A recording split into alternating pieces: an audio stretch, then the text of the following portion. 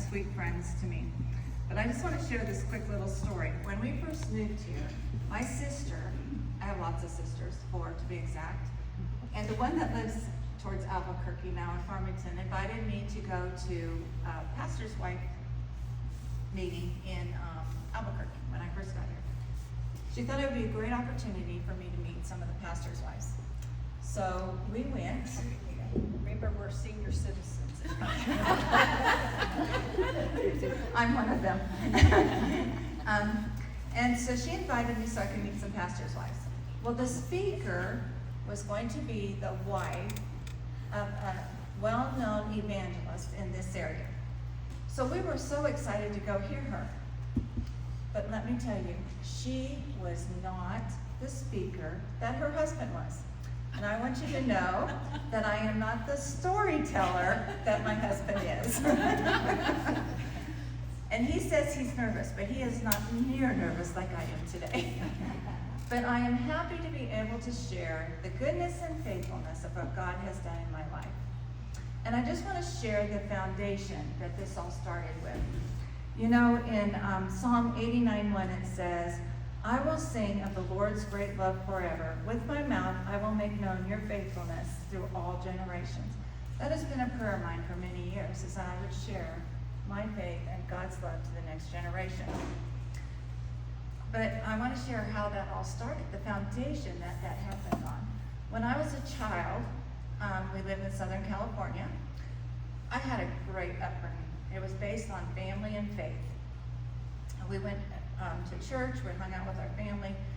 And one of the things that my dad had implanted in our family's life is that we would read our daily devotions after dinner every night. I think it's a Dutch tradition, to be honest with you, isn't it, Leanie, that they kind of did that? I feel like every Dutch family went to read our daily bread after dinner and prayed. So I'm thinking that's probably where that foundation came from. But so I had that as a foundation. Now, I don't really remember much of my young life, but I do remember that God was faithful during that time. In 5th grade, my mom and dad decided they were going to move us from Southern California. I feel like Dad knew in his mind Southern California was not going to be a great place to raise his kids. So he's going to move us to Oregon. And so they just one day put a for sale sign in front of their house, by owner, for sale by owner. Several days later, the sign was missing. And we thought, wonder where it went. And so Mom and Dad were talking one night, and they said, well, maybe God doesn't want us to move. Maybe we're supposed to stay here. Shortly thereafter, our house was sold because I remember packing up and moving in a U-Haul in our station wagon to Oregon. And later we found out that a neighbor girl had taken it down because she didn't want my mom to move. She didn't care about the rest of us, but she didn't want my mom to move. And so we moved up there. My uncle had found us a house in the country, but my dad had no job. So can you imagine having 4 kids, living in a house that you have to pay with your savings, and no job? So eventually, he went back to carpet laying, and he and my uncle opened up a carpet drapery store. But you know what? That made such an impact on me that they were willing to drop everything with really no plan and obey God. And to this day, I think of that often. How many times have I had to drop my plans for God's plans? And I'm thankful for that to this day. While I was studying for this, I ran into this verse, and I thought, golly God, that's my life. You have just shared a verse of my life, and it says, remember the days of old, consider the years of generations. Ask your father, and he will show you, and your elders will tell you. My dad lived out his faith, and I witnessed that on a daily basis. But he also made sure we were in church, and so the elders confirmed what he had been teaching us. And so I got it double, home and at church. Well, then in the 9th grade, I had two of my favorite songs back in the day. We don't hardly ever sing them anymore, but 2 of my favorite songs were, I have decided to follow Jesus, and I surrender all. And so 9th grade, I come to school, and I have a teacher that has decided that evolution is going to be his curriculum for this whole semester. And our grade depended on that we would buy into his belief system. Well, you know, I remember from Sunday school, church, my parents, that is not how God created the world. And there is a God. And so I was thinking about how am I going to stand against this guy? Because you have to understand, I was this student, and I probably would still do this today if I was in school, that would take an F over getting in front of anybody. And I was very good at avoiding getting up in front of the class until this happened in my life, because now I had a choice. Did I follow Jesus and surrender all, or did I just do my own thing? Is God who he said he was, or is he not? So I did, so I had a lot to think about. But unbeknownst to me, I was a very much requested babysitter at that time. Everybody wanted me to babysit. And so there was a new family that moved into the town, and they had 2 little kids, I think. But they worked for Campus Crusade for Christ. Campus Crusade for Christ at that time worked with college students, and they taught these college students what I was going through in high school. So they told me my job, besides babysitting their kids, was to take notes of what the teacher said, and they would help me write out another lesson plan that would change the thought process of, the class. Well, Paul always says, if you hang out your shingles, someone is going to criticize you. The truth is, I don't, other than that teacher, remember anybody criticizing me for my belief system. But nobody said a word in that class. They would put their heads down, they would look around. I don't know what they believed, I don't know anything about them to this day that I know of. But I don't remember. It was traumatic for me. And but there was one boy that once in a while would say something, just once in a while. And so I thank God for that boy, whoever he is. I don't even know his name to this day, nor do I remember that family hardly at all, other than the impact that they made on my life, because they would help me get ready for the class the next day and then pray over me for boldness to share my faith in Jesus Christ. And so I am so thankful for that in my life. Also, during this time, if you think I was a strong Christian, I messed up an awful lot during those years. But I remember thinking I was better than everybody else in my school because I went to the right church. I didn't do anything that anybody else was doing. Well, I can't say that honestly. I didn't do a lot of what they were doing. And so I really had a very self-righteous attitude all through high school. And but looking back, I look back and I think the Lord talked a lot to the Pharisees about their self-righteousness, a lot. And I was a Pharisee as far as when I look back going through school. But he was kind and loving to the sinners who repented of their sins. And I am to this day eternally grateful that God, in his goodness, has seen, and that I hadn't recognized that self-righteousness was just as bad as my kids or my friends drinking or doing whatever they were doing at that time. But it's been interesting. Facebook has, you reconnect with old friends, and Facebook has encouraged me by these friends. So many of them became Christians, and now they're sharing with me the testimony that I was to them. Golly, if they only knew how judgmental I was of them, they would not be Christians today. So I am so thankful for that. Well, after high school, I decided I'm going to go to Bible college because I had no clue what I was going to do with my life. So I went to high school. My dad never said this, but I think he implied that. If we didn't find a husband within that year, we weren't going back. And after that year, I still was clueless. I still didn't know what I was going to do. But I did kind of, in my mind, if you were to ask me today what I really was thinking, I was hoping to be a wife and a mother. But God didn't honor it that year. So I came home and I worked, and then I went to another Bible school on the Oregon coast. And this school was a short-term Bible college geared for people like me that didn't know what they wanted to do in life, but wanted to seek God's will for their life. And so I was there, and the last week of school, they asked me if I'd stay on an extra week to help close down and clean the school for the next semester. They knew I wasn't coming back, because I already told them I didn't find a husband this person. Apparently I had learned that somewhere. And so I was cleaning the kitchen, and Mrs. Baugh with Christian Women's Club came to visit her sister at this Bible school. Her sister ran the Bible school. And so she goes, Pam, come sit down. I need to talk to you. So I sat down with Mrs. Baugh, and she goes, so what are you going to do with your life? I know you're not coming back. I go, gee, I'm still clueless, Mrs. Baugh. I don't know what I'm going to do. And so she goes, well, I know what you can do. You can come back with me to Kansas City and work with Christian women's clubs, and you can be a representative and start clubs all over the United States and Canada. Well, you know, I'm 19 years old, maybe 20 at this time, and I'm thinking, what a life for a young girl to travel the United States and share Jesus at the same time.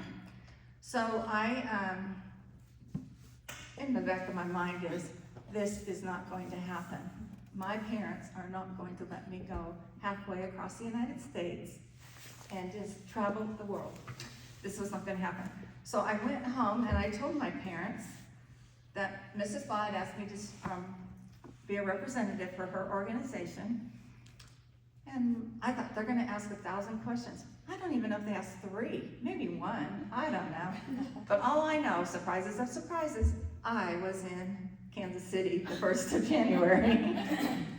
Well, I think on the plane ride, Miss Clark, her partner in crime, Mrs. Ball's partner in crime for this organization, Stump Rock Ministries, thought, we better keep her close to home for a few months because she's pretty young. And so they kept me close to home, and I worked with Miss Lucille Sullenberger. Miss Lucille Sullenberger wrote Friendship Bible Copies, and she was a teacher to teachers, and I learned so much from her. I typed up her rough drafts of her Friendship Bible Copies, and she would just teach me all day long, but she was also the absent-minded professor. I would be in her room, and she would be dressed from here up, and she goes, I'm going to go see so-and-so. And I go, Lucille, you don't have a skirt on. So this is some of the training, that I had had. Well, that summer they decided I was ready to go out and be trained with 2 other ladies and a partner for me, but they all trained us all together. Well, I call them ladies because they were in their 30s and I was 20 at this time. So, what does a 20-year-old have to tell young mothers? 0, really, other than I was a good babysitter. And so this is how we were sent out, just so you know how Christian Women's Club works. It's based on the principle you're sent out 2 by 2. So we had 2 cars. We had, what else did we have 2 of? That was all. We had a bunch of supplies for the clubs, and we had 4 suitcases. 1 for each of us, not 4 each, 1 for each of us. And these were not the big ones. Let me tell you, these were not big. And so, I tell people this because I didn't think about it. You just did it. I was 20, what did I know? And so, just recently I was in a Bible study and we were talking about how Jesus sent out the disciples, and I go, golly, I did that. I had 1 suitcase. I don't think the disciples had that, but I at least had 1 suitcase. And in that suitcase, we had 2 sets of underwear. We had pajamas. I put in mine, thinking I was bright, 2 skirts, a jacket, and 3 shirts. Because you can rotate those pretty good. Optional, she really didn't want us to bring it, but we all did, a pair of jeans. and tennis shoes, optional, and dress shoes. We knew Mrs. Ball was in town near us, we never wore those. Let me tell you, we only wore our professional outfits. And we became very good at washing, hand washing. I don't hardly ever remember going to a laundromat during those years. We just hand washed everything. And so I went to, how many cities? The New Orleans area, we started 3 clubs in New Orleans. We started 3 clubs in Montreal, and then we went to Chicago.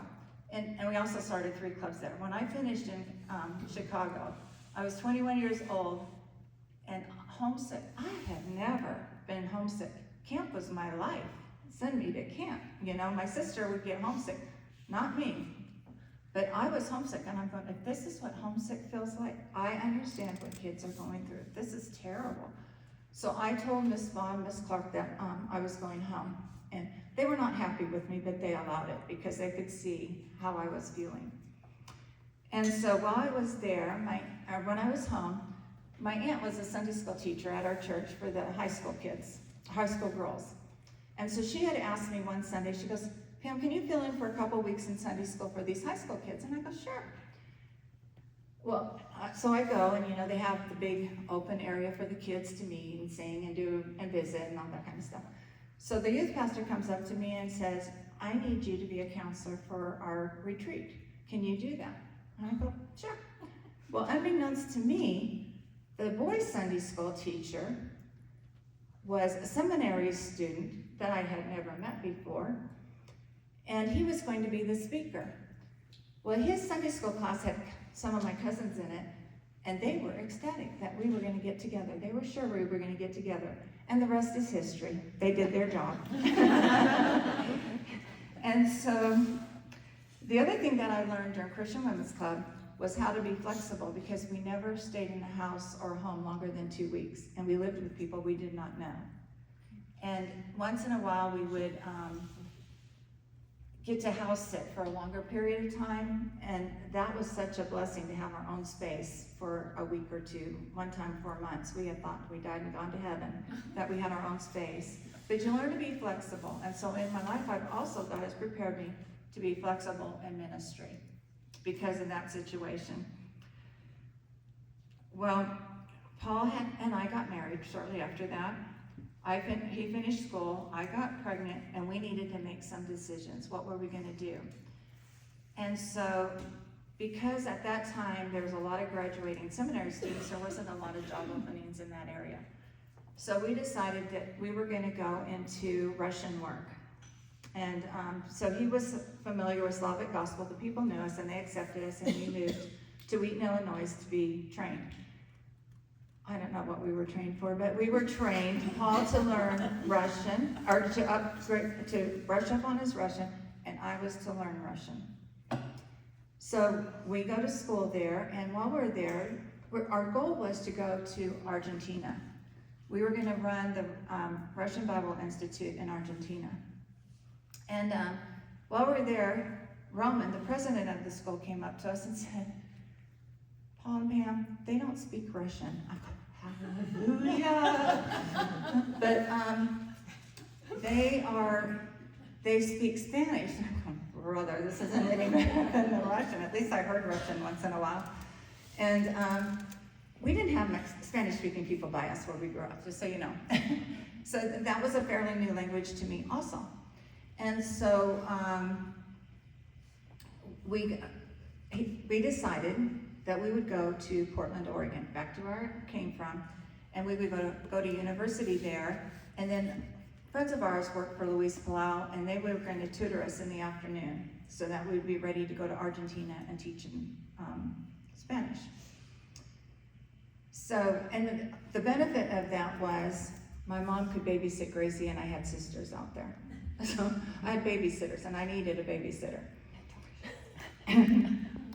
Probably for myself also. So I'm not even sure if we finished that semester of school. Paul and I were talking about it this morning. He doesn't think we did either.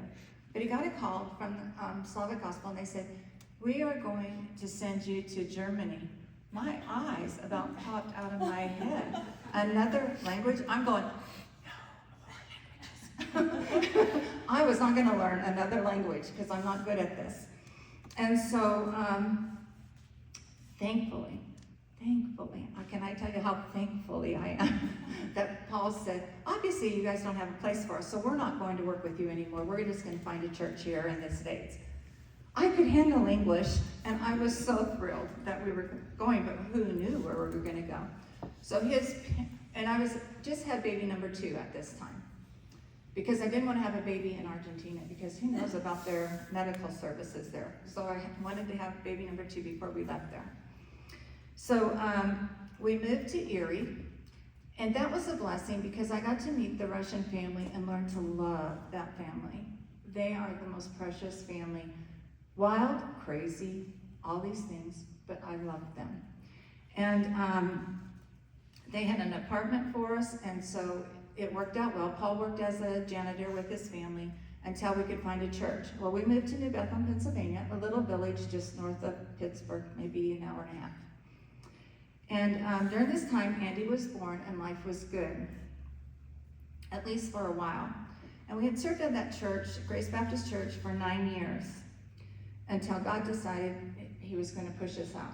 Now let me tell you, God didn't push us out gently, nor was it sweet. There was nothing sweet about that time that God pushed us out of that church. But I do have to share with you that even when we even saw God's graciousness to us during that adversity in our life.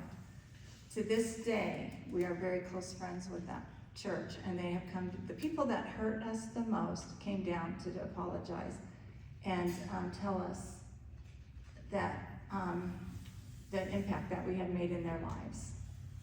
And so today that church supports our ministry. And I just tell you, that is, if you've ever been involved in any kind of church work, this is a miracle of God that we are that close to these people in that little church in New Bethlehem. And then we moved about an hour away to Natrona Heights. To say the first church was hard, the first church was a piece of cake compared to this church. Expectations were high and very hard to please. But I mean, I truly, truly loved it there in spite of all that. I didn't work much in the church because I knew I couldn't please the women of the church. So I worked in the schools and I just did things in the community. And I loved it. And but the thing is, our family thinks of Natrona Heights as our hometown. Even though we've lived in a lot of places, Natrona Heights is our hometown because that's where we raised our kids. That's their high school. You know, wherever kids go to high school, that's home. And so it was a great time for us in spite of, when I look back. It wasn't as bad as I thought it was, but it wasn't New Bethlehem. But God was gracious even to that time. I can't tell you, we've been gone there over 20 years from that church, and people to this day call us, asking us to pray for them, sharing with them their heartaches. They still see Paul and I as their pastor's family. What a miracle of God. 2 churches we've ministered in, 2 churches love us with unconditional love. We are so grateful for those churches that God could have opened up for us. Well, while we were in Natrona Heights, the difficulty there, Paul started his wood carvings to get a break and get his mind set up differently. And so he started wood carving, and then my mom and dad decided that we should move down to Clovis, New Mexico. So we waited 2 years, and they bought us a house and they bought us a van so we could travel with Gone Fishing Ministries. It was a blessing to us. Honestly, this has been the most enjoyable ministry we've had as Gone Fishing Ministries. He teaches wood carving. He's added a few odds and ends along the way that many of you have heard about and seen. And so we came out here after 2 years. And finishing up that church. That church knew we were leaving, and they still loved us. They should have kicked us out the door instead of putting up with us those last 2 years, I think, sometimes. But one thing when we started Gone Fishing Ministry, right before we moved, Paul said, we will not ask for money, and we will not ask to speak in any churches, because I was a pastor, and those two things irritated me. Because there's nothing you can do about it if there's, they have a plan and an agenda. He goes, God's going to open doors. I want a schedule. I want a plan. But I got to witness God's goodness and faithfulness in our life. And he provided everything we needed all along the way. To this day, God has provided everything that we have needed. But I did, and I warned him I was going to do this. Before we left, I wrote a letter to all our friends and family and everybody and said, we're starting God Fishing Ministries. We're moving to Clovis, New Mexico. We're going to need support. And this is what we're going to do. Paul's going to be going around teaching his wood carvings to different churches. We had no clue that that was really going to happen, but that's what we believed, and in faith, we stepped out the door. Moses, when he was crossing the Red Sea, they did not wait for God to open the Red Sea. They had to take that first step before he opened the sea. And we had to take that first step in order to go into this ministry. And it was by faith. I had the faith the first couple months. When Paul said we're going to do it, I had no faith. He had all the faith. He said, you said, and we're going to believe. So we did it. And so I'm thankful today that we have followed God's calling in our life and doing this. When we first came, I don't even know who invited us, but somebody invited us and told us we needed to go to this conference in Albuquerque and bring his wood carving. So he did. And it was just for people to get to know who we were. And one of the pastors recommended Paul to a church in House, New Mexico. Everybody knows that church. Everybody knows the people there. And so they are great and wonderful people. So we have become very close with that church because that was the first church that invited us in. And on a regular basis, we are out there because of them welcoming to this area. But because of that, we've got to know all of you. And all of you, when we think of you, it's just special. Like if we see you or driving down the road or we see you in the store, we will go back to the car and talk about you. Oh, isn't that neat that's going on in their life or whatever. We get so excited about all of you because God has used you in our life. You've all ministered to us in some way or another. And so we're very thankful for that opportunity that God gave us to go do that. Then God opened a door, I want to say maybe 13 years ago, to go to Ukraine. And this ministry is where we work with disabled and special needs kids and their families at church camps. And Lainey, my sister, and her husband and two of my nieces went the very first time we went. And so it was very third world when we first started going. I have a funny story about Lainey, but I'm not going to tell it today. But we went there, and it was sweet. It was a sweet thing. And we go about every 2 years back there to work with these people, and we have become very close friends with a lot of them. Now, all of you know we can't go now because of the war, but we still support them. And we just met with the pastor in Connecticut about a month ago, to hear his side of the story, because we have to be careful how we say things over the phone or through letters or through email and all that kind of stuff. But we are in close contact with a lot of them. And anytime we have extra money, we're sending it their way to help them, because they're doing ministry to these special need families, to the old people, to get their medicine. They're trying to keep their electricity going, all these kind of things. So that's what we do as much as we can. But we are very much in love with those people. They are the sweetest people that you could ever imagine. And we understand all the politics of everything, but we don't go there. Our need is to meet the needs of them that are ministering to the refugees of Ukraine, and that's what we do. But through all this, for my foundation, and I'm seeing God's blessings, another story was happening. And it wasn't a happy story. This story involves our last son, and he got divorced through all this, through our Ukraine visits. He became an alcoholic. He lost the influence of his daughters in his life. But somehow, by a miracle of God, he kept his jobs. But our family, let me tell you, we were a big, big mess. And I prayed that God would restore his joy in my life during this time. Do you know how hard it is to live in a mess and not have joy? If you don't have joy, or I'm not saying happiness. I can't say I was ever truly happy, but I could experience God's joy in my life.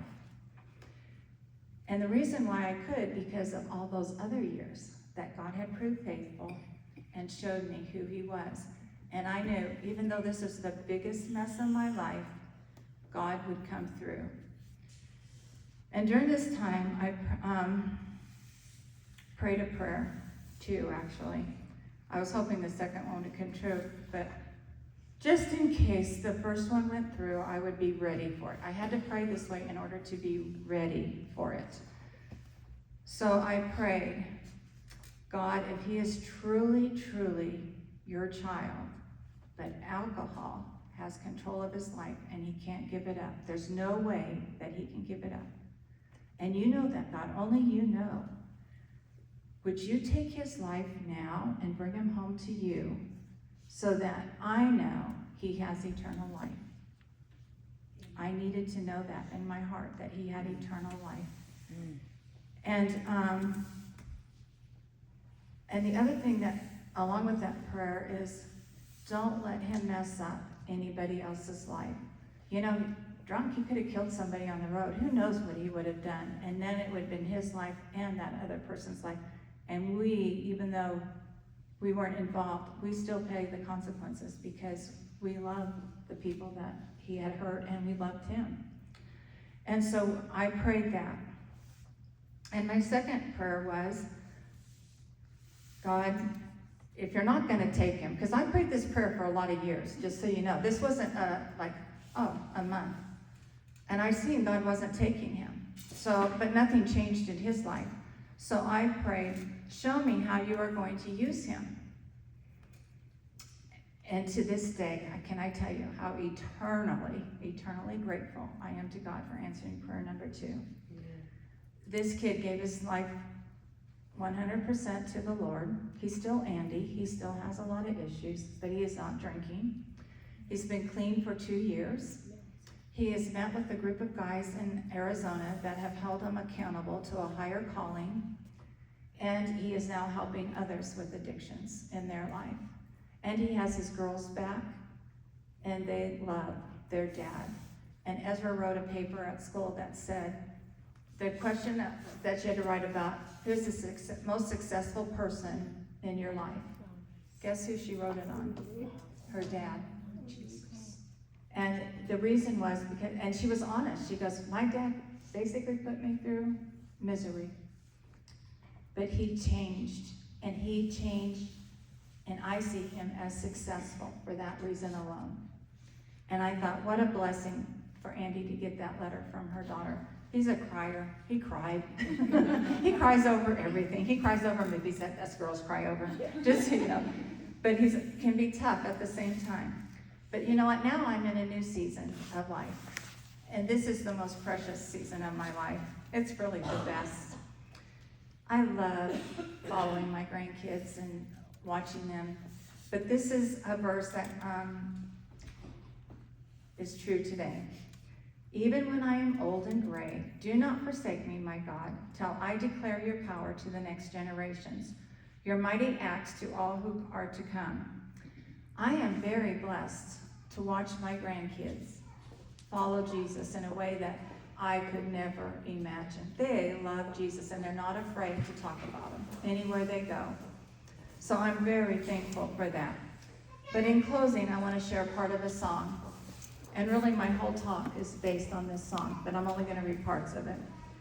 All I can say is your goodness is running after me. With my life laid down, I surrender now. I give you everything. All my life you have been faithful. All my life you have been so, so good. With every breath that I am able, I'm going to sing. I can't sing, so I'm going to speak of the goodness of God. And just thank you, ladies, for letting me share my life with you. And I hope it encourages you that your life was faithful to God also. When we live in a life like we live, even though we might have struggles, we don't think we have a testimony because things didn't happen to us like other people's testimonies that we read about or, they write books about.